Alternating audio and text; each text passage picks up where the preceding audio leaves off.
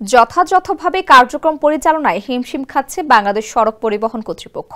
সারা দেশের লাখ লাখ গ্রাহককে সেবা দিতে গিয়ে সংস্থাটির কর্মকর্তা কর্মচারীরা প্রতিনিয়ত নানা সমস্যায় পড়ছেন। জনবল সংকট ও পর্যাপ্ত অবকাঠামোর অভাবে এমন সমস্যা দেখা দিয়েছে।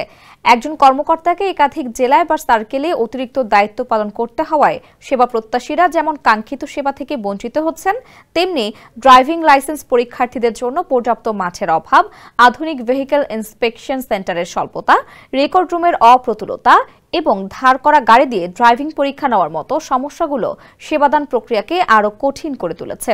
এছাড়া চাহিদাপত্র দেওয়া সত্ত্বেও প্রয়োজনীয় লোকবল না পাওয়ায় সংস্থাটির পক্ষে সুষ্ঠুভাবে কার্যক্রম পরিচালনা করা এক কথায় দুরূহ হয়ে পড়েছে।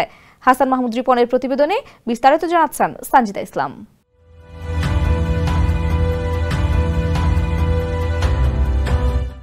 নানা সংকটে জোড়াতালি দিয়ে চলছে বিআরটিএ। নথি পর্যালোচনায় দেখা গেছে, বিআরটিএর অর্গানোগ্রাম অনুযায়ী অনুমোদিত জনবল 931 জন হলেও বর্তমানে কর্মরত আছেন 729 জন, অর্থাৎ অনুমোদিত পদের চেয়েও 202 জন কম লোকবল নিয়ে চলছে সংস্থাটির কার্যক্রম।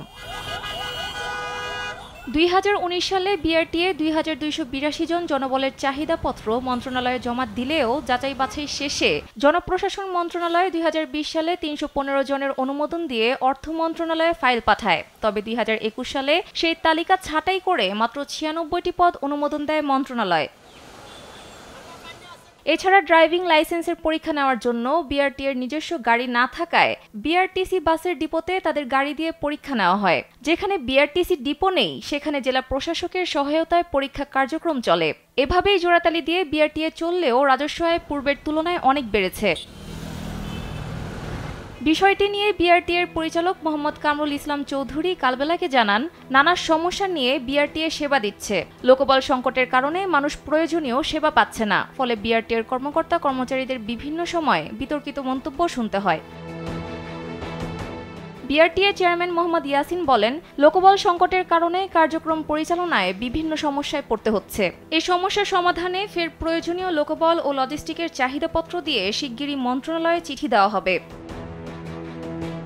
সানজিদা ইসলাম, কালবেলা।